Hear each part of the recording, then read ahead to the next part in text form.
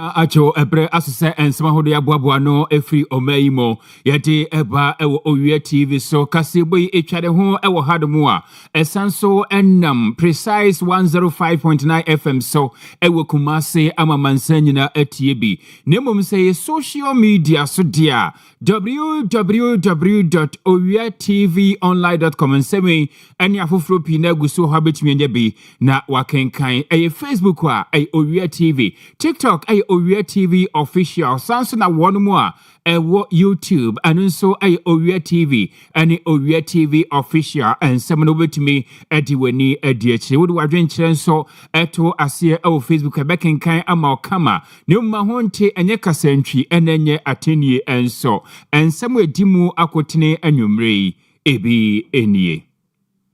Ghana Immigration Service empanyufo adiato edwasentete a wete ema wonumu a ebehye adwumani mu no sese wadi mototwie ebeka ho sede beya wonu dwumadie no ebetimi akoso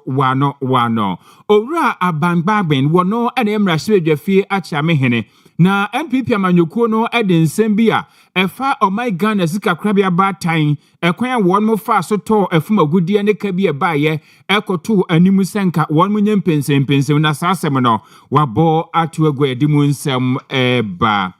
sa ensusu ena se odi wani kiremu ewo Asante mantamu a mayor ene wo kase wodi atudwa wo kire se wo hwe ba bi ekoto enwura yeye ewo Asante mantamu eguna yedeka ewo honom enamso amom gusu a wonmu etutu saa eka no kane mampanyi nana adodankwa akufu ado abibirima toye aman empanyumfa wonu de wani edi abato achi wadi wonmu animu a womu edi wani echi wo Benin na abato ekoso no okohwe sede eniema esi etie Ghana Medical and Dental Council no enipa besa hansia aduonu enso nene wonmu aye amamre ene amane a wachi wonum ahye adwumakuo no emo cabinet ekohia na wonum atoato adwen ede afafango ho na no ena edonkuma no ede ato wonum anim se etuo bi a eyesidiko a wonum kofa ede betu liter baako bi aso no wonum hwe na onyi emfamfiri ho no ensemi ene afoforo pi na eka ho na nanwumre yaboaboa no a yeti ebase Owia TV any precise anwene no nsia Kaseɛ bo miensanka wadwen kire no Facebook Owia TV o de faso ho a ye bekenkan ama kama midin edinana Kwame Achiman opambo yemfa Kasebo mu na ase enko emfama Jabirira Bank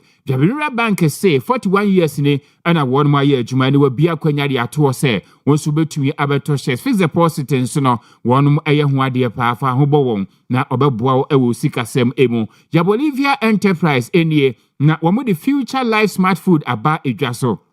Future Smart Food ebua ema immune system ni nya hoodin tiabre bia wodi bia na etimi aboa kamabrepam yebeka won ho asem akyerew sa enyumakoi ena eso yasemu a beje enwenonsia Kaseboi eba afei Kasebo ni nchiremu enie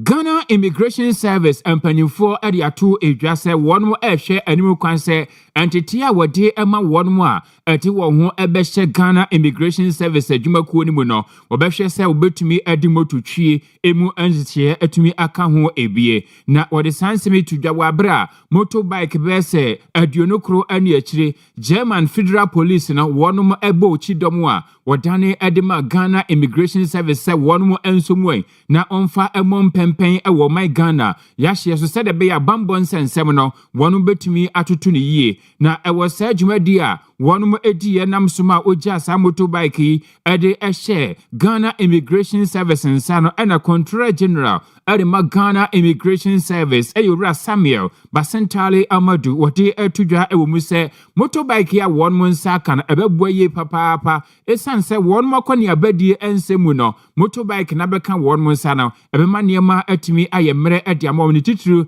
ane atifido mantam emo wachiremu a omaya hye so wose wonu tumi bom pempen ewo ho bra no anu nti se German aban adwen ho no wadi motorbike ya ba beche wonmu a wonbehwe no de aye adwuma pepepe sebe ya esobeba mfaso ede ama won enu no wo kire se wonbehwe na entity enso efa motorbike twie ho no watumi ede ama adwumayefo no ensem bia Samuel Basentale Amadu ode tudwa enie our officers are putting the knowledge and skills they've acquired through our joint trainings into practice. These motorbikes and accessories, I can assure you, will put to a very good use to further strengthen our ability to protect our borders, especially up north. And like I was telling you at our closed door meeting, I will be actually designating 5 at our tactical training school for training purposes. So any officer before deployed to the field, you will learn how to ride before you go there. So we're training them in the field. But now, since I got hint of this donation, I have asked that we revive the curriculum as a matter of agency. So the next set of trainees who will go in there will pass out proficient in riding. Controller General at the Ghana Immigration Service, Owia Samuel Basentale Amadu. Nanusi Yape and a German Abina Musinia, or my Ghana Mono and a dear Nimodesa motorbike Makuma Yunubakui, Eco Ghana Immigration Service and Sam Owia Frederick. Landshaft on also added to ya and which Mr. Motorbike no when we say Ababwa one which you may dear papa abwa ama bambon sen semua Ghana Immigration Service one more toto ewo omeya shiesno etumi akoyi. To strengthen the operational readiness and sustainability of the Ghana Immigration Service in a comprehensive and lasting manner. The motorcycles we handed over today are made merely not vehicles.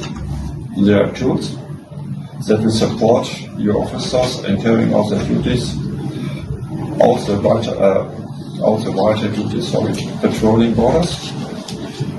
responding to incidents, and maintaining a visible and effective presence even in the most difficult environments. Particularly in the northern region of Ghana, we are confident that these motorcycles will contribute to increasing the operational capability of the Ghana Immigration Service. Common objective. Owia Frederick Landshaft or no ena wade sansemi etuja. Emrashebe Jafie Ankrankrabi at the Krata Ekotumu se Efri Edonkumano FM anka mame abna ose asare ena wono edi animu se enhwemu enkoso emfa o my Ghana sika krabia batan sika bia wo se o my Ghana sika yakora a eno eye efum agudie eye gold ne famu na ekabi beto dwano enka emrahye bedwafie acha mehene right honorable speaker Aban Kings for Sumana Bagben anka o manhwemu enkoso ewo ho nenso wonum nsem ode koto emrahye bedwafie acha mehene ne naiso no wonum abosa asem no ato agu bia enhwemu no anya maso sanse speaker akire se eni enyinaso bia na saa ensemi ene duai ena wode emu amanebo ebetu dwa Clark a wono wo mrahye bedwafie ne nsa ekan enano ebnadan ene wabo akire ete ama wonum a ete ekokoto mrahye bedwafie no anim se wonum nsomwe na womu ankasa nkokenkan mu ensem no na saa ensem a ekoto mrahye bedwafie acha mehene nan so no mrahye bedwafo na wonum di animu presan hwemu enkoso emfo my Ghana sika krabia batan ho no eye Odura Patrick Yaboama ena afi mrahye wono na mrahye bedwani a ojinoma de hye wo Okankwe Central Mpesuaso abena osai asare eye mrahye bedwani a ojinoma de hye wo atiwa apueye Mpesuaso ena Isaac Buama nyako wono nso mrahye bedwani a ojinoma efia na asem ni nyina ene se na eye ojefobo some de toso nkono wo mfimpino ene aduonu ensia emu ana samrahye bedwafoi wonmo atwiro adekoma mrahye bedwafie acha me se beya anka onti abadwakuo bi eka ne se ad hoc committee na wonmo nkoye mpensempensemu emfa de abetodwa se o my Ghana sika krabia batan sika yakora ewo sika kokko fam gold reserve no ekoba ne se wonmo edi hu edwa ewo mfimpino ɛne aduonu no mu no enkontabuo ekyire mu a na sika ɛso America dollars ne bɛsɛ pepe ahanu edunan $214 million ɛno ɛyɛ ka wɔnom ɛbɔyɛ ɛno na mmarahyɛbadwafo yi ɛkyerɛ sɛ bɛyɛ a enkanhwehwɛmu enkoso emfanfa ho nanso wɔnom de wɔn krataa ɛkɔtɔ mmarahyɛbadwafie akyɛ amehene nan so no wɔkyerɛ sɛ wɔnom nsɛm a wɔka no ɔte ho committee a enye yenti wabɔ akyire di akoma wɔnom a sese de ensɛm no wɔmo abɔ atoagu baabie. Yɛmfi yɛn nkyerɛmu wɔ Asante Mantam emo. Mayor a wɔwɔ Kumase efikasie mu mekyerɛ Owura Richard Ofori Agyemabuadi ɛna wɔkasɛ wɔkyerɛ sɛ wohwɛ emprempre ya baabi a yɛsesa enwura na se yɛboaboa bɔɔda no a na yakɔ akɔto agu de kan sɛ oti landfill site no wɔsen finhyia bɛsɛ nan mu nie ɛna yɛde ka kyɛ sɛ assembly ne de ka kabuburo katwitwiri di anya asɛm kuma akora ntianei no ama wɔnom antimi nkɔto bɔɔda no ngu hɔ esane ɛka wɔnom adi enti ɛnensɛntwerɛfo nhyiamu a wɔyɛyɛ ɛwɔ Asante Mantam nkuro Kumase mu ɛna Owura Richard Ofori Agyemabuadi ade etu edwa sɛ mfinhyia nan a wɔnom ɛba bɛtoyɛ na wɔhwɛ sɛ de nneɛma esitie assembly ne ka na ɛda na nya asɛm kuma akora enti afe na wɔnom gu so ɛtoto nneɛma ɛno kora na nkyɛn wɔse sɛ wohwɛ mfidie a wɔnom de yɛ adwuma ɛwɔ landfill site wɔn nso a mfidie ne bebre na sɛ entiane sɛ ɔde bɔɔla kora kɔ a ɛkwan bɛfa so a wobɛyɛ ho adwuma ama hɔ atumi adadin no ɛno nso ɛyɛ asɛm foforɔ wɔse ne nyinaa ka ho na ama ɛnnɛ ahonidie ho nsɛnsɛm no asɛ wɔnom brɛ no wɔse sɛ mprempra na mo bi a wɔnom etu ɛyɛ sɛ wɔnom a ɛde motorbike ne ade sɛ sabola yi ekodu baabi kura baabi a no obia ɛgyae de ato ɛba ne sɛ a ahonidie ho nsɛm no ɛnkɔ sɛ deɛ wɔnom esi ɛpɛnɛno no wɔkyɛm sɛ wɔnom atoto border enso de gu basa baabi de sekretia no ne ade no wɔmonyɛ ahwɛyie pesan sɛ emra ne nhye da hɔ a sɛ yehu obi sa ɛne sɛ nipa kono ebedi Zuba ne nsɛm bi a ɔde tu dwa enie sɛ obi kuta bɔɔla na run about bi a okay Kumase wɔn bɛ kɔ akɔdo sɛ obi de bɔɔla ɛkɔto sɛ yɛ otumfo run about sɛ yɛ MTN run about and Children's Hospital run about ne me no wɔ zoom portable eti aba yehu obi a saa yɛ no bɛ kɔ kɔto na ya bɔɔka yɛ wɛ na ɛha adwo sɛ yɛ bɛ mo da prison na ebi mu de asua adeɛ ebi o akwantempo a ya abɔnta no bɔfo fɛ no dual carriage no efifie no abɔfo fɛ no media aya na ebi mu so de bɔɔla go ɛno so fiti dwa da ko ke bi abra ya kwantempo so ɛwɔ yɛ CBD adum bantema asafo nyina wodi fi to a regional minister ewa Dr. Amoakoine ama ha new instructions sɛ obi ɔde fi bɛto baabi a wɔ Kumase ko dua ma sanso ekyerɛkyerɛ mu anamo ahodo a wɔn mu tu ahwɛsa ahonidie ho nsɛm ebetumi atoto yie wɔ Asante Mantam mu yatum keka pono ya bia a kibetumi afa bɔɔla bɛyɛ 3,000 tons sɛ ɛyɛ adwuma na yɛn no mudi nkita ho no ɔmo asɛm no sɛ bɛyɛ mfie na ni aban bi ɛmo ɔmo kapɛ nti kan yɛ de ɔmo na ɔmo so akɔkɔde wɔne ɔmo di adwuma ebika nti ɔmo de ECG ka ti abɛtwa ɔmo ka ne nti keka pono ni ka ne nti ke emuru a ɔsɛ kɔ keka pono about 3,000 tons ka betumi afa no yɛtwa ɔmo ka ne mto ɔmo nyɛ adwuma ma dia to sɛ mekɔ akɔkɔsrɛ ɛwɔ nkai na ma hwɛ sɛ ɔmo sa bɛka ɔmo sika ne na electricity for ɔmo tibɛtwe ɔmo ka na ɔmo asɔ kan na mo no zo tibɛ di dwuma ɛde aboa ma ya manage wesi saa so na Jesus so ɔsɛ efie miɛnsa ni ɔno so yɛ ma no kabrɛ enti ni mfidi a yɛ gyina wɔn soɔ sɛ nka ɔmo nsesa no sika ɔde bɛsesa fidie no ɔno so ɛho ayɛ den ɛde ama ɔno mpanyinfo sɛ wafi wɔ sɛ a obi hu sɛ oyɛ me ɔya sɛ saa haw yɛ wɔ mi sɛ ama timamfo ahu sɛ sɛ ahaw a keme gyina no ni a bibisi a obi hu de enemu na wakabi ɛde amayi nti yɛfrɛ mo na ɛnoma bi a na mo bi a yɛpɛsɛ yɛtu na nimanimi na de yɛhunu no ɛno da ne na ne kyene yɛde bɛyi afi hɔ de yɛpɛsɛ yɛde mu dinkita na mo boae ne yɛne manfo no kasa no mu nyinaa ɛso yɛ mu yɛyɛ nɔɔma ɛde asi ano mprempre ya na ɛkɔ ne mu so de yɛbɛyɛ ɛne de yɛbɛyɛ a ɛbɛma yɛnya solution a yɛbɛtwa to when is a short term medium term long term ɛsesɛ we ɛyɛ owura Richard Ofori Ajimabuadi wono ɛna woba Asante Mantaman Kro Kumasi mu a wɔyɛ aban krachi panyini Kumasi Kropon no wɔda anododo na ɛfɛnse King Zuba yenko ensan foforo mo kanema mpanyina na adodankwa akufu ado akopie mu ewo kutono a eno eye Benin na ne nyina eye se abibre matoye aman ne famu a wonom ade wani edi abato achi no na His Excellency nana adodankwa akufu ado kane Ghana mampanyin aka wonom ho a wonom kwohwe abato a ebekoso ewo Benin man no emo na saa abato ekosi adabosumi oforisu ne de tosudumie no na wonom atu adi esiwose wonom ade ebeto abano anunti no Omampanyina na adodanko akufu ado ane ne domo a won makopi mo ho no wo mo hese wode wani ebedi abato no achi anhia hodo bi a wose won mo ye ema eda ne ho ade sekire wadwena menche wadwamamuo ane nhyehyeye abibre matoya ma hodo te se Benin won mo nso agitum no behwese perepere ye ane bibia betumi ada ne ho adi French mo kwan so na abato no ko na wie ya kire wadwena menche wadwamamuo nhyehyeye no atumi adimu ewo Benin man no emo na wokoi enyo no nkwa na koye empanyufo ahodo bi elbinom enso eka ho a won bekwa akohyiam won mu a eka biegom won mu a wonsawum bi de kan stakeholders no won won behia na won mu ato adwen won mu edi wani edi abato achi won mu nyina behia suesu adwen kama apekwan pa won betimi afaso ama abato no atimi aye jojo na we ekire se ECOWAS won watu ho asiwo sekire wadwena menche wadwen mamu a edi ahime wa bibiri mu atoy ha no won mu de beye adwuma anunti His Excellency kane Ghana mampanyin nana adodanko akufu ado edi domanimu a wonom akwakopie mu ewo Benin honom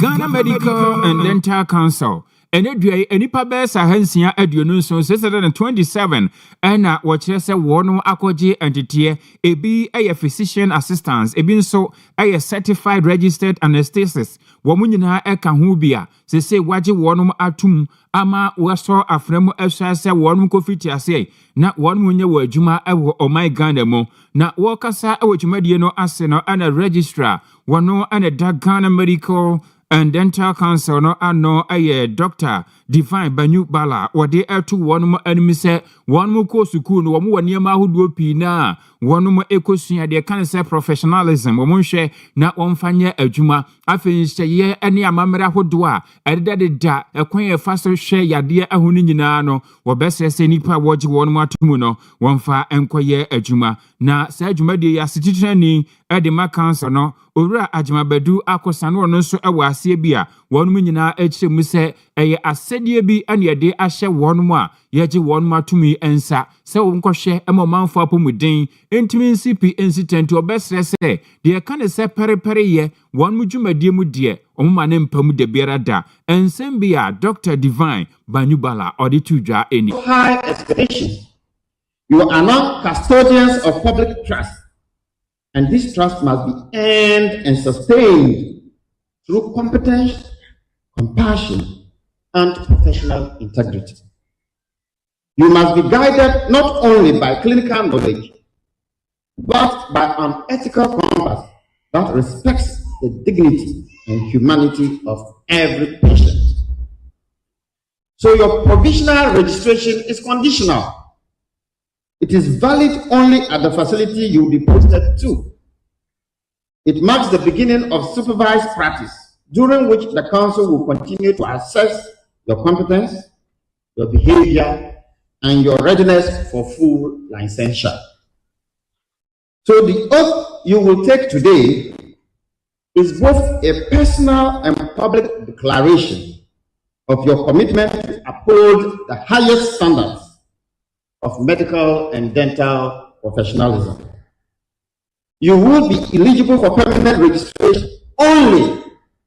after you have met the... We aye Dr. Divine Banyu Bala wono ana aye openia wada Ghana Medical and Dental Council no ano. And what you know, and Professor Ajmabadu Akosa Titreni, Edima Ghana Medical and Dental Council no one so at the atu one more quadrentier, set one more career dear, I would do best a hansia, Adununso, and Nimno se one and share na Ajumana one more queno, Oma any pankwa, and now one Makuma Swiss and Sayara Sadie, a young qua and a walk kwaje. Oma nipa nkwa hu hia wo no mu a enno mbe hwe ne wo adwuma nso watumi atoto ne yie. Must be able to trust physician assistants to certified registered anesthetists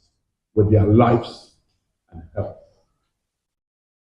To justify that trust, you must show respect for human life. I think this is cardinal. And you must make the care of your patient your first concern. Protect and promote the health of patients and the public. Provide a good standard of practice and care. And that means you must keep your professional knowledge and skills up to date. Ladies and gentlemen, let me remind you that you have joined a profession where continued professional development is key. We are scientists and the field is changing by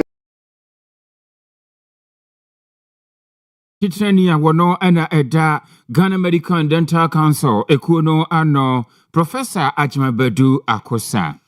Adankuma wo mrahye bedwafie ana won maka ade akere aban sen manimu ya won mu nkoshiam cabinet ni nkoshia wo mu entoato adwen sebe ya eto a eye 1 Ghana cedi eda liter akubia so e wo fango mu no won betimi ayi ade afri honom nano wato den se dumso levy sa dumso levy no ana adankuma no ekere se ema Ghana efo eboka pa Ghana fo ho kire yen anunti ebe ya won mu nkoshiam na omonka se saa etuo no womode emra ebai emra sebedwafie wasanso adane mu a wono eba beyi ede afri ho adankuma no ekire se sa wo hweto a aban wati adwaso de bai won fimpi no ene adonum numu na amanebo a wode etaato ene se wono bai a wobeto ekadwutwiri a na eda ho no munti womogege saa etuo no se de be ya wobetumi ade akote saa eka no na no na dankuma no ekire se besi saa brei aban no atumi agege sika ni bia ama eka no wobetumi akase mufa kase ane watumi ade atua afri honom. Deputy ranking member emrahye ahode committee no eso Owia Collins Adamako Mensa ene dini nuano dankuma nanimu a wode ensemi to nsentwerofo animu ana wo kire se andi samanyuku aban eba afoforo na won mo kire se fango ewa adwaman ebo so na wo fom anu ntuba Ghana mu a won ma tutu sikasem kama ama fango ne bo no nso wo fom wo my Ghana mu nti wode 1 cedi eba beto so a anu se woto liter ba ku bia ne ate esanse omo kire se omo ba beto ka na no ena opanyi ekire se eka no matumi atuatua bi ena ho kire ba endi se ko ba ne se watumi atua ka ne bi na eto no da so da ho na fango bo no ekosoro na Ghana fogusu etua na asotwen ena aban ne de maye anu ntena mo ka che won mo se cabinet ni nkohia se de be ya sa 1 cedi a eda liter kru bia so ewo fango so do betumi ayi ede afri ho ensem bi Owia Collins Adamako Mensa aditudwa eni. They've consolidated these 4 levies into one. I recall very vividly my good brother Dr. Atto Forson when he was in opposition talked very strongly about the sanitation levy, and then he felt that that was part of the nuisance taxes that must be removed. I think this is the time that he must show some workings, as we put it in local parlance. The sanitation levy, I think, can be suspended for now, for at least for the next 3 to 4 months, so we gauge what is happening on the international market. But as a minority, we are very clear. We were opposed to the 1 Ghana cedi addition, even from the start, because we felt that some of the reasons for the introduction of the 1 Ghana cedi was not strong enough. If you look at the memo, the memorandum, they talk about the exchange rate was doing so well, and so the 1 Ghana cedi was not going to cause or have an effect at the pump or increase the price. We argued that when you look at the price build-up, there was a component, which is the international price of crude oil, which government didn't have control over. So if you base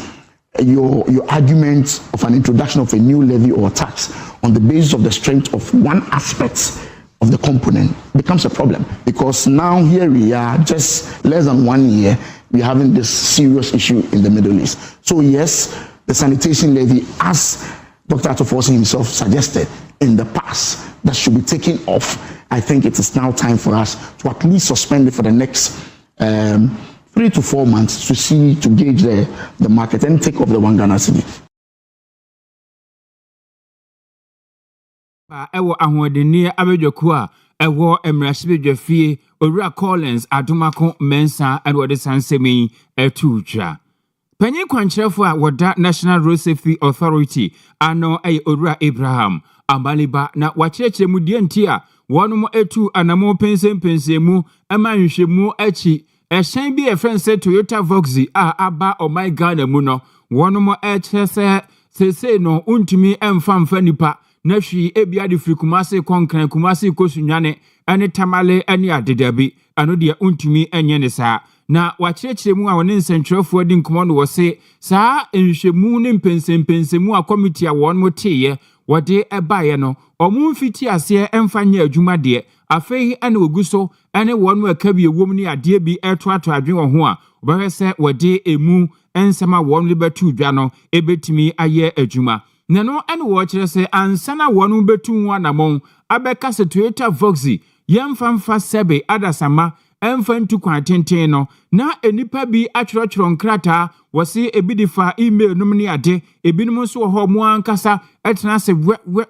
we na omakuru kyerɛ de agu nkrataa so na ɔmo de bi ɛkɔma National Road Safety Authority afei wɔn mo aka bi wɔm sɛ wɔn mo nye na osu sɛ Toyota Voxy na kwan ɛfa so a ɛnam ya kwan so na kwanhyia sisi no ɔma mpa bibia nka mfa ho bedu baabi ɛso ano a enye yie anuntie nam so ɛma wɔte abadwakuo bi a ɛno wɔn anim de bɛsɛ nipa dumienu ane wɔ body si hɔ a committee no wɔkyerɛ sɛ ebi efiri Toyota Ghana emu afei Driver and Vehicle Licensing Authority wɔn mo nso ɛka ho bi Ghana Standards Authority ɛka ho wɔn mo nso edi akotene ɛwɔ akobadie ensemu wɔn mo nso ɛka ho wɔn mo etwi ahyɛn agyi sika commercial drivers wɔn mo nso ɛka ho ebi ɛna wɔn nyinaa akɔhyia mu a wɔn mo ɛtoatoa ho adwen na no ɛna wɔn kyerɛ sɛ Toyota Voxy no broni kɔkɔɔ hyɛ da yɛ ne sɛ wɔn wabusua ebi akurom na nka mo te hyɛn nim na mo de nenam yɛmfa nkɔ baabi te sɛ wode afa dɔm nipa ten bebree na wɔn gumu di firi Kumase konkran ase ufiri nkran ɛba Kumase tamale ne ade wɔn ɛkyɛm sɛ yɛmfa ɛnyɛ ne saa ɛno ɛna wɔkyerɛ sɛ abadwakuo de wɔn sempa abato wɔn mo nan so afei na wɔn nso edoso mu a na wahwɛ sɛ wɔde emu nhyeɛ no ebetumi ayɛ adwuma. Owura Abraham Amaliba ne nsɛm a ɔde tu dwa bi Ghana for actual letters been more through email and omode by office Voxy no omotanya accidents in the yanhweso na yaso etina management e can say there we can't just take what the public says and start running with it into my technical committee so yanya lecturer be aware lecturer in engineering or tech no. Members came from Toyota company itself in Ghana, DVLA, Ghana Standards Authority, logistics and transport company. There was somebody representing the car owners or the operators. Until we a 12-member committee, and more committee, more report by. And some I would what the committee said. But Kasano started implementation. So the committee proposal and then more one of it and it said Voxy was built in Japan for family use within the cities, within town. Into share car original not at the form. Because if you are using in town pavement roads, you don't need to raise it up. But on the Ghana, no mal raise the car no kakra. It affects the balancing of the vehicle. Now change it from right to left. The point is this: under the Customs 891, 58 honum, section 58 honum, it's unlawful to import right-hand drives into the country. That's one. Two, so your road traffic act also. Yen makwense over converted right to left. So apart from it causing your friends then road safety issues, you know, omu use car also. Omu triambra because a quena omudi car no ebaye was wrong, and two, the conversion to was wrong. So these are the matters that the committee brought to us. Sanso Ediatu Eja, Owia Kaseɛ says, Ushe petitioner, Nasa and Krata Manfo Crutri, Edibedana Wonmona, Omosanso Echiroshi Muse Quania, a drop for Ankasa, Womuchisa to Ita Voxino, Womoso Faso Echisha and Ankasa Crano, Asemo Ho, and Nukahubi, and Emma Aquenshia Beba. They don't complain about their livelihood at the expense of people who are dying. They are alive and they want to eat. How about those who are dead? The point is this: we received a number of petitions from the public concerning the reckless driving and the involvement of Voxy vehicle in accidents. So we said that we couldn't just go ahead for intercity commercial driving again, and I'm choosing my words carefully. We a National Road Safety Authority Penimpa, Wano ane tene eda ano Ora Abraham Amaliba and Wadisansemi etu eja. Aposifo a wonom ewo tamale akoche enipa bia oyuse wonom akronforemfo na emumienu adisuafo a wonmu gina pen ennan level 400 ewo University for Development Studies UDS emu na baako ewo campus eno ye Nyankpala ana baako nso ewo Dungu campus a enkofu mienu yi wonom eka enipa ya kire wonom no ho na enhwemu kakra wonom ye no ade wo mukopie mu wo ba bia wonom di wontri eto de kan se hostel no aposifo kodu on pistol wonom ekwaji bi sanso na iPhone 17 a eno nso bu nkunta ebo no ye Ghana cedis no empem aduonu baako etumi top plot bese mienu ewo sebe krokitu abi mu eno nso na enkofo ye kan wonom ho afi jackknife a ye kan bafu ya ye de si wonfi ane ye je oniema no ano nso wo mu enya bi ena machete bawu apa kotokuru anase brantan ni bi ano nso wo mu jibi edi firi mrantie ho ena haju motorbike ano nso o kan bonisi ani a eye Ghana cedis na mpemu dunkron ano nso no won mu jibi edi firi wonum enchen na aposifo a kire se boga nasia kwan so checkpoint wa ana na won mu edi won juma ana abrante ba ko beka kire o se na otwi motorbike ne nam saa kwan no so na duru baabi na ase ne yam kan kakra ana o na dwense wo kwa akoye ne ho yie prekope ohu ya ne se enipa bi e de pistol ane saa sekantia bi aba besi ne so ne mbafo ye iPhone 17 no wo mo agye afi haju motorbike ne so wonom agye na no ana o kire se iPhone no bibi wo mu a ye kan se tracker anu se ko ba se nipa ne wie a wutumi pe foforo na de adi akira na wahu ba bia nipa no ehye na no ane wodi na ni di akire na ohun se enkofo no wo mo na mu a ekọ north east o metivido apo emantem ho baabi entem so ana aposifo no wo checkpoint ho no onfiti asese omonso be yenhwehwemu frefre won mu nuanom doso mu a ana ohun se motorbike wo kwabna na eteso a wode ba prudu ane se wotumi yire ne patch no akiri no ana wodi animu a enipa mienu eka ho nso wo mokwa hwam hostels a aniema hodo a na omawia mobile phone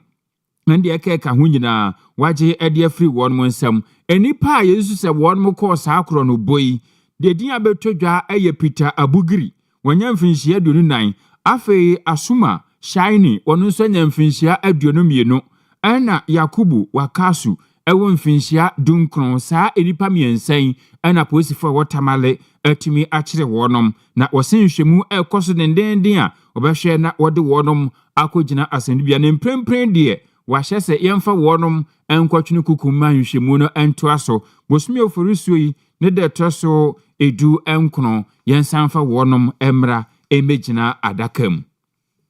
Reverend Dr. Lawrence Tete eye sofupani baako a Ghana ha eba asenka ani ade Kristosomu a wagidin yie papaapa na entrumutu ana afei empuma katima kapen agora bema ne bema oba ne oba wonum edi papa won soso esanse ye tantande ma ne pa na yete Ghana ha isabe emanyankopon abom fefefe a before ma ho ofe wo mo kwa shepu ohun ebi mayi kama figure 8 ni ade de waya seta na ono nso wayi seta no won nam ho ni nyina kwabrane se wompe wono de sebe ne yonku bema waya bawe sa atwemu a adisifum besem nansa ade konenan enua na obemia wohun enti eba ne se ya na ma Ghana fop dodo na ebisa se ade pa na beka obi na wote wono mo se wono de sebe we bema wompe oba na emom ne yonko bema na wope ema yi nsumi hu yi anka ba bia ntini wo kama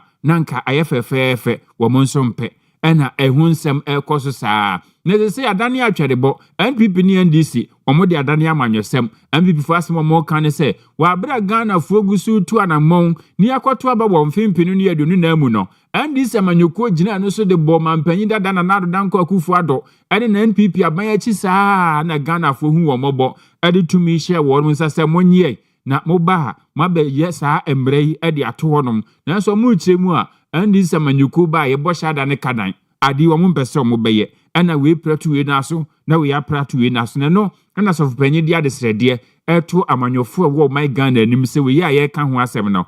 asem hia pa eni kwanse de ya amanyosem to obesre se we die yenyi amanyosem emfrim na obesre empanyimfo ntu ana montempa se de be ya emra kunyina ya pese ye de kon etia saa ema ne ma na mema ne mema wade ne ade no ye betimi age atum. Reverend Dr. Lawrence Tete. And I am appealing to politicians not to politicize homosexualism. Because if we don't take care, in our bid to try to be politically right, we'll be offending people who love us dearly. And I have a saying that the people who love you, don't hurt them. And so let us think about the welfare of them. Let's also know that the religious even community, and not just the religious community, the traditionalists, the cultural, and our kings and our chiefs are also against it. So let's find a place well in our heart to make sure this bill doesn't become like what it became the last time. We wish President John Dramani Mahama well. He's somebody that I will not hide away from. I know him very well. He's my good friend. In fact, you say you don't have his number. I have his number. And I'm not ashamed to say I have his number.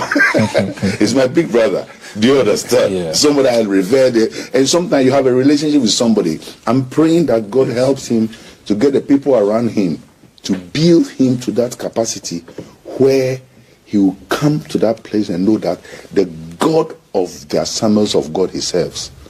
will protect and support him. Definitely. Regardless of what his station is. God, and the same God has been a source of inspiration this many years past till today, will be his hope for the days to come. Lord Dina Mahama, his wife will be protected, his children will be protected, and nothing will happen to him. That thing of that fear that is being placed on our leaders in Africa, this nonsense must stop. Dr. Lawrence Tete and Wadisa and Semi etu Jayanko Manso Edubia ewo amanse anafo mensimu wasante mantemo se ebeya adechire ena afengumasua betumi akonanim ewo ho entino wonmo etu anamo ahwese akyerkyerefo wonmo bampotem wono betumi anya babipa na wode wonmo tri ato enunti assembly member owompotem owura Peter Awere woni unit committee no wonmo aka wontri apam ho ehwese edabia no wosi ediama kyerkyerefo a won mo ba obenya baabi di wontri atwa akansensenmu no wo mo ankase betumi elala sula na nkakra no agyeje ntoboa na wodi awie saa edan no na osiwe anamo a won mo etu ayewa afamu die sanse wo mo jaibo aban ko aso a de omo pe no won mo nsa enka enunti wo mo bodwa data eno mo yese we mfa kakra mra kakra saa a won mo ekeka bom se be ya wodi ebewie saa adan no ama kyerkyerefo a wonum eba manso adubia mpotembo no benya babipa na wodi wontri ato owura Peter Awere ne nsemu a wodi tudwa bi eni de biase say homecoming no na enema bebre wom activities bebre wom a bema emabunu no ene kromafo nyina ene age na me wa no say ye bɛkeka yɛn nsa ase na yɛnya biribi ɛde aboa mpuntu a yɛyɛ ɛwɔ kurom ha nti last year yɛde teachers quarters ɛne si yɛn so na adomfo ɛboa yɛn ɛma te sɛ ɛduru flow level na ɛho bɛhia sɛ ɛnɛ yi no yɛtoa so na yɛwie no koraa na wohwɛ a DC ɛkɔ baabi akɔkasa kuro bi a ɔbɛkɔ so biara mihia sei MP ɛkɔ a mihia sei nkuro na ɛwɔ yɛha nso ɛyɛ maako 86 ɛti sɛ DC anaasɛ MP kasa wɔyɛ project a ɛnkɔ nhyia yɛn no na kyɛ sɛ ɛmmerɛ ɛkɔ n'anim yie paa na ɔsɛ yɛn nso yɛfa nyansakwa so ɛhu baabi a yɛbɛnya sika na yɛde ayɛ mpotodwuma ɛwɔ yɛ kurom ɛno nti na last year ɛyɛ sɛ teachers quarters a afi yɛ pesika kakra na yɛsan so ɛde awie koraa na hand over ɛde ama kyerɛkyerɛfoɔ ɛpanyin anaasɛ director na ɔno so hand over de ama teachers foɔ a ɛwɔ ha na ɛno nti ɛnyɛ adesua a ɛwɔ fam na mmom ɛyɛ teachers foɔ no ɛna ɛfɛsi challenges ɛwɔ sɛ ɔmo bɛtumi ne sɛ aha mining community sika ɛwɔ ha ɔmo so market tua no ɛwɔ fam nti ɔmo ntumi compete with ɔmo ɛwɔ ɛdanse mu. Busiano Echino and Aban Cratchy Penina, or Amansia and our former Sinimo, Ayura Benjamin Mafo, Onunso, Ede and a ceremony yon sem echo Edema, Adesha one woman so Adubiasa one man transe, Ama Aban Ama one Munsra Bemunimo one case two and among, I will say a church for one potemono, one between the baby pa, Eddie one mutri at all. Sir, Saosha project ya or Muya, your friend of community initiative. In fact, Ebra me ba assembly no man who say most of the communities are share project ase being teachers quarters, nurses quarters and a whole lot. And to me no me the assembly national say this year community bia o ma share project bia ase no ye di sikapudo ye dey e be hyem atima complete project no say dey be ya e be bo afi say ka was aban na teachers quarters it is a community na nkasa ase aduru ba bia e was assembly ni tumi bo anti e be boa adubia man pa eni nkro bebre so ahye sade we ase a omo ye dia me pese me ka kire man so nkro ni nyina say dia adubia fo ye obi a nhwe na onsua na osua na oduru ba bia district no so ba so na sen ama sa project no yetimi ayedai awie manso de so obisa me say me problems sen a menka ne krakra mu ana manso adubia hene na doku dankwa wono nso ede eto awofo ne ahwefo nyina anim se obesre wonmo ma no omunua subanpa wonmo mu yenim se de Ghana ha ya mamre ne ya mane ne yentete esi etie ye jankoda na omo ankasa be de wope nti obesre yeme yani enku emofra ne ho. Building together our culture, quality education, sustainable development. Edien yedija yema, edien yedija woma ewochi. Na kase culture, na kase usu, ane wo ban, ane se de usi tie. Ni hu se ampa ha na ufre. Ana yami a yawo manso na se wo asante no. Yetimida yesuba nati. Ana o kire bibi se o se yetete ye ma yetete ye nananom ye kire wo kwampa enye atemdidie ekwan so se wo kire oba de na wo de atemdidie edikan na mom wo di obuo ani se de yesi efie ade yo bia wo de kire wo ma na onkoje ba bi ani di opani ana se ni nkoda akọ ogodidi wo mo atem kire se de wo didie adwuma a wo papa ye adwuma a wo mama ye na o kire wo enti education is very important na ye gina na ya fan sen na ye den na edi gina ni edi enkoda ba no ya kire wo mo ni edi wo mo ye edi ye benefit ne nana doku dankwa na yetini ni Office of the Attorney General or the Kratebi Aquacotum ewo Supreme Court na dia wo hwe animu kwan nyina ne se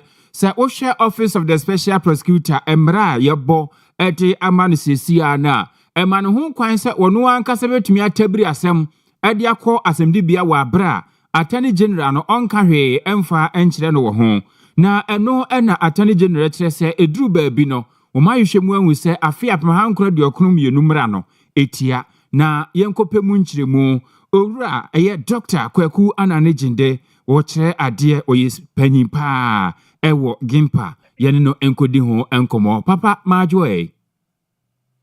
nyame dwumuso na kumase tesen nyame adom kumase bɔkɔ nsuonsu agugu ha kama yɛda se sɛ anwumere wagye yɛn soɔ yɛne a yɛnhyɛ da ennim mmara mu no ɛde apɔte na Attorney General wɔpɛ ɛde afiri Supreme Court nkyɛn minia mame nkyia watiefo nyina na memfa asɛm akɔdi Supreme Court no ne wɔsɛ Attorney General ya na wɔya no ɛsan sɛ ohwɛ yɛ mmrapɔn no a Constitution no 1992 Constitution no a Article 88 ɛhɔ ɛna kyerɛ sɛ ɔman sɛ yɛbɛbɔ obi kwadu a anaasɛ obi nso bɔ yɛ kwadu a nipa a ogyina yɛn nyinaa yɛn nan mu yɛ Attorney General na tumi a yɛde bɔ kwadu yɛde obi bɛkɔ court sɛ ɛyɛ criminal anaasɛ ɛyɛ civil Attorney General ɛna per Article 88 no Constitution no ɛde saa tumi no ama no nanso mmara bi a wɔyɛ mmara bi no yɛma ho kwan sɛ ebi a ɛbɛkyere so a what is the alternative because mmara no ntimi plane to cover all occasions and all instances in certain instances no mmara no ma exemptions ni qualifications ebi ni Attorney General a yɛwɔ no Ghana wonim sɛ anka police for kra no police for any kwan sɛ anka ɔmo prosecute because police for they don't have the power to prosecute na aside say Attorney General adwumayɛfo a yɛwɔ Attorney General yɛnso ma no nyina ntina mmara no ama Attorney General ho kwan sɛ the right to prosecute no ɔnhwɛ ho tumi kakra ɛmfa ma police for aside say Attorney General yɛnsa ɛnso Ghana fa na nyinaa enti yɛma the police the power to prosecute ɛno nti na police ɔmonyɛ ɔkɔnyɛ asɛm bi wɔ atebubu kintampɔ bɔlɛ bambɔ gyirapa police officer no ɔyɛ the case no wi a ɔsɔ de docket no ɛkɔma Attorney General for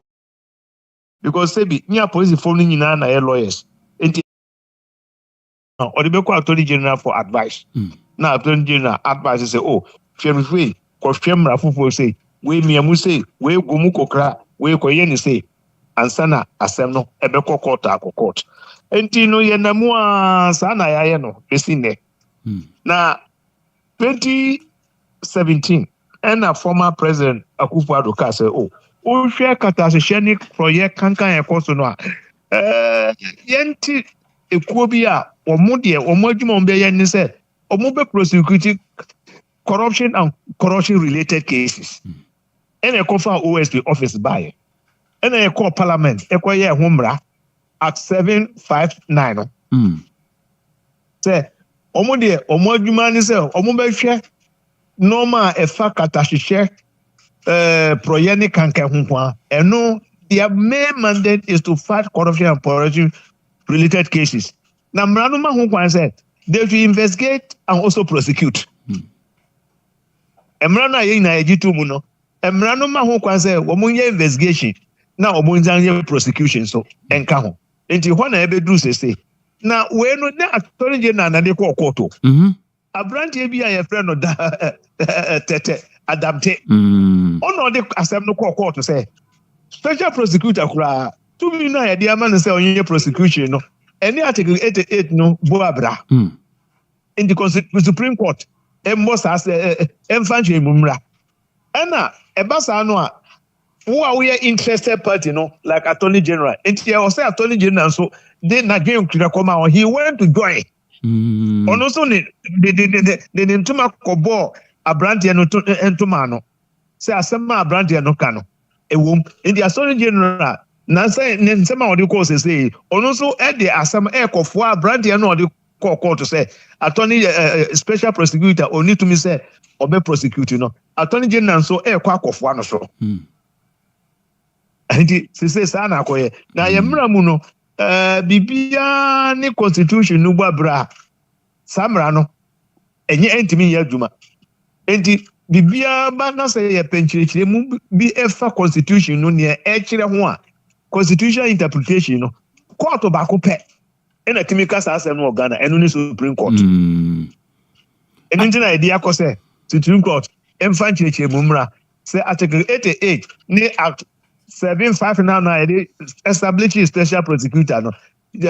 is there any conflict and I say etiamra and I say etia constitution no in the Supreme Court omumfa nkyerɛhwɛ mu mmra nti hɔ na yɛkɔ do sese yo Dr. Yanhwe yenim sɛ empanyimfo nim die mu die nti a omode special prosecutor eba yɛ sɛ Jim Keta asehye ne proye betumi akɔsɛ de wakyerɛkyerɛ mu yi attorney general ya yɛka na asɛm yi aban a wɔbɛba no wɔno ɛna yi na attorney general na yɛkɔba ne sɛ tumi a ɔde bɛyɛ prosecution no I was say Ekobani says Supreme Court ko yi saa de free hodom a obekɔ akɔgye ade free saa attorney general ne nkyɛn no ozu se Dream Keta asehye ne prayer pɛse yɛko ɛwɔ aban mu no yɛbetumi akɔduru saa mpɛmpɛnso no minyo asɛm na waka no asɛm no ɛno na waka no unim say attorney general unia obi a ɔyɛ minister of finance anase ɔyɛ other minister anase ɔyɛ o party ba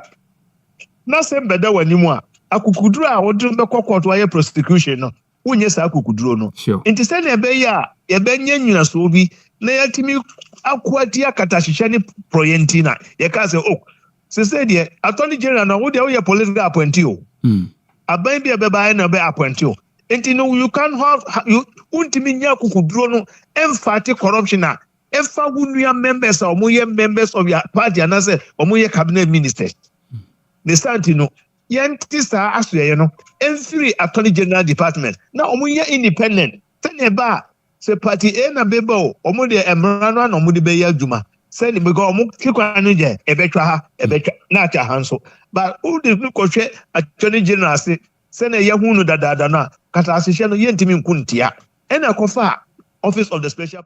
Bayo. It in the attorney general, Brandy or Duko, ya attorney general, so go for us. One jar, your best uncle and Chio, Unko Bessie, your Koya Nasaba. Banny say, office of the special. And yes, I Banny say, office of the special prosecutor and a crime for Sobia Masubio. Well, for Sobe Basumon, so made my investigation. Yentimi who near court to make a mom. But me mom did the court to back and the meaning to me because Semrano Mahu can say a semi court to Yetimikan. But in the court to back up Biano, Ebenyans was will be. Say Kobasa court to the so. I was there or some quatron general who called you to me Bioma. And you're not a choir Yasaba. But the Gina no 2 steps forward, 3 steps backwards. Nakata ne proya pesa ya Kutiano Minia, 1 shot, your best aqua in Jibio. Now, you have been statistics be by Nasaya. The whole Africa, your GDP, the whole of the continent, you lose 25% of our GDP through corruption. Africa, and a very big issue. Corruption is a very big issue as far as Africa is concerned. In the anti-ban party corruption, I mean, say be koya nimuno, ebe check. Baby, you dread ye. Abrevia ye ka branson say ye bete sa attorney general ne dia free. Ministry of Justice na hona ubia de ne ho ne hu say aban lawyer nie na atemu nso adwumakuo no nie yenya sa anhye emoa ye madwrim keta se ne prayer ntumi nko manza o man bia o moye serious no sa na o moye no oko UK a your Crown Prosecution Service CPS and your Minister of Justice Crown Prosecution Service in there omo professional lawyers are omo adwuma omo political appointees omo professional lawyers and the assembly we are labor we are conservative we are liberal democrat omo nhwe nipa ni they are professional lawyers omo professional work now oba German hands wa your friend bibi start and Warshaf office of the for public prosecution omo so no omo professional lawyers omo bia politician bia nikakwa bia enti say we party we hwan what there mrano na edibediu mini German ha me wa me ni mo kasa say sometimes Madam Monique omo president baako or evade tax get no to 3 years. Wow, can you imagine say you the hack chairman and as a kotoko chairman e ko tumo Ghana emaso da Omo de omo show obi animo. Say we party. Enti no, let's separate it. And of course South African so Minister of Justice no is separate from the office of the for public prosecution no. I don't know Ghana the entity separate. Mama three example UK, Britain, and South Africa. Right. The power to prosecute no is in the hands of professional lawyers and politicians. They are not influenced by any political considerations. Who the Uber money my mra di be no say MPP ni ba or none dey be doing NDC ni ba. So they are not influenced by any political players or any political actor. In the end, sir, anke be ye. Yo, Doctor, yabeda se ananyumre se woje brenda ne Owia TV ne precise. Edi enkomo yeda se pa. Dr. Kwaku Ananejinde a senior lecturer ewo Gimpa ani ene no ekodi sa enkomoi yeko emfimfini mantam emo emfimfini mantam so afọ yodonyamfo eko ochire eduamua panyi na odi ato amua ehwe atorenchembre mu aboafo adwuma no so anim se won muntutu anamontem pa se de be your hobby ba ombeso ano sense ohaw no beba ansana wonum atu ho anama odi sansemi tudwa wabra wabuabua dombes ha aduonu ano efri mantam no emu ano ano yentete edi ama wonum nensem wodi tudwa bi under ya from on NADBO National Disaster Management Organization nza ama wo call mandate no ye preventive no ye wayo nza am ya nke National Disaster Prevention Management Organization ama ye wunda ye juma ye hwede atu ye nchem no remba mom me ba twen do baba na yede nzema ba abebebre yede nzema koma adom na wo so wa bra he obeye nmpa obeye nmu obeye na ngwa na wa region ne wudo ekakraba but abaye okoto no okoto bebre na odo be amsumutum mu de se yede ko ncheche ma obobua ye mom sende ye ba twen me bibie sa na yakọ Nanu di semi yachi ena panyi abedi yachire bichire Deputy Director General Adema Atorenchembre mu aboafo adwumako no Hajia Mrs. Dr. Latifa Said Jama wono ene Regional Director General nankasa anemu Major Retired Dr. Joseph Bikanyi Kunyo anemu wono nso de tudwa se omo hwe mu kwan se adwumafo wona admumu no betumi ama wo montete na afa akade nso wode api won mo sam watumi ayi adwuma yie. Number we want to see its staff well equipped. We want to start right from knowing what is expected of us as we are doing, building on our capacity, then informing the people early enough, protecting, prevention of the disasters well before the time. Some of them, of course, are nature bound and they will happen, but there are measures you can put in place before such occurrences. We would want to have proactive measures. We want to be proactive. And so if you want to be proactive, you cannot have for instance, your emergency operations center at the head office and the staff who has the capacity to operate that emergency operations center. Nekrakra mu mfimfini mantamu kwankyerefo a wono ane dato renchembre mu aboafo adwumako no ano owura Emmanuel Kwesi Dawood Mensa ono nso edisi ade tonsentwerefo ani. We are the only department under the Interior Ministry Yanko training before we are given appointments. And that thing, the Director General of NADNO is trying very hard to streamline things. Among the new direction that we are going to have a NADNO training school. You have been given appointment letters. What's that, Juma? Most of you were totally new to NADNO's setup. So I hope you say, you did 3 days CBCO. Now, painful, I wouldn't be both from academia, from industry, from RCC, from headquarters, from the military side. We'll take you through Titia SN no fata now here, which material would you metro and now municipal and now district and now sub metro as we need. Yo, abusia yebejina we so na ede kase bonmu na se akọ ede ama Dwabinra Bank se emfinhia aduana ba akomuni ana wonum aye adwuma na abasobode enso de wonum age emufa kase na ana afenso no se eba se babia wudu sika ekoto a ewode ma na mfa sopudu basoma wa Dwabinra Bank wona fo ni kire na wose wonom airflow to shares anaso obie kwan ade ato abetumi akona nso akoto shares ni bi na osika no atumi awomoho amawo yebu nkonta afi bia wo ye bank wura mfaso be bando so no nsa ebeka bi fix deposit no osebra na for sika ebeto na abosumi miensa abosumi nsia ane abosumi dumienu no ane ni nkomo kama na enhye pa wonye mfanto ho ema obesika semu a edwabewura bank na do ani achim wo ho behwe na watumi abo sika da ho no mu a onto ho ntwe de biara da aya na wa dial star 389 star 984 hash na once word the prompt no so na wo de ho ashona se 0242387498 ya Bolivia Enterprise and the Future Life Smart Food aba edwaso na de etia ne se wonim se onipadua na nkwamwa wo mu a se base yare kra kan na hoden wo hodom a wo mutumi kon yade ne ntem wa bra wo no waduro anunti ya Bolivia Enterprise di Future Life Smart Food or the abedwaso ne boa ebustu immune system ne kama eboa mo apomuden ho nsem tumi CP esita na wonu nuane ne protein fiber vitamins and minerals ashemu mase twumti abebia wo ahwodne yenso nyeden abebia otumi ye wade kama enu ansa wodi agu adem na wodi nsuo agu ho ne wanum na wadi wade kama ya Bolivia Enterprise ewo sofula alignment wodi wani achimo patase kwan ne so no ayana one one madinkitan wo 02428780 na 0240010150 behwe na watumi ajewo so abusunyanko wie kase bono ewo Ghana Institution of Surveyors wonum afamue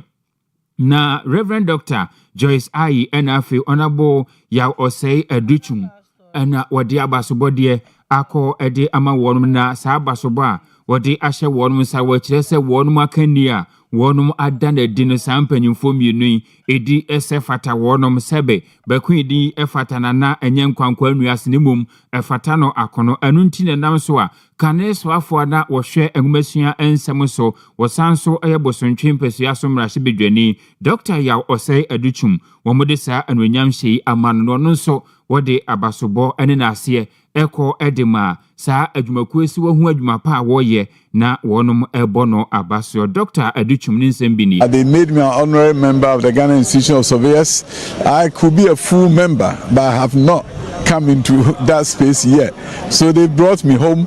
and I'm happy that I've got to meet my friends in KNUST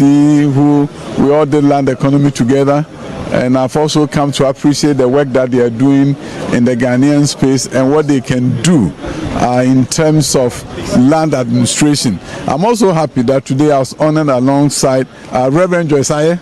and I jokingly say he's now my classmate. But she was the Minister for Education when I was at the 6th Form, 1984 to 86. So I'm honored to be associated with him at this event. Dr. Yaw Osei Aduchum ebosontwe mpasua so mrahye bedwani kane swafo a na osho my Ghana ngumesua so no distance mituje no achi Reverend Dr. Joyce Ayi a wono nso omode abasobo ama ne se de Ghana Institution of Surveyors wababeka ho no ono nso akire se wo madwuma omo yese surveyors no efrichiro konkromu pe na yentine. It's because they expect that you would bring some value to the institution, and so then it brings a challenge. How do you bring value to an established institution? What new ideas will you bring to make it better than what it already is? And for me, what is important is that there's so many institutions in this country that are not projecting their value and their relevance. And I am praying that that's one of the things that I'm going to really stress. If we would be able to utilize land for good effect, we have to depend a lot on the Ghana Institution of Surveyors. We Reverend Dr. Joyce Ayi and our disansiri to Jabusia konfo grogro na twene agikrenkepe na chese akomno enoa enononti aha ani ekrenkene yedi esie ena ase nkoma nisuma boafo wonmo a eboaboa ano akosua somua ena fe kuku ajando yeko MCA director ewo nisumo eye obapa ya Grace afei MCA womo a eboa bie eye Simon Nana Yao, Mr. President nom awonyina na keka nyemasi ani a yetimi ede kase boy eba ne kenkan mu anwumre die ye me Nana Kwame Achiman Opambo semufo eye owura Asante Yeboa Benedict yedamwase emamumo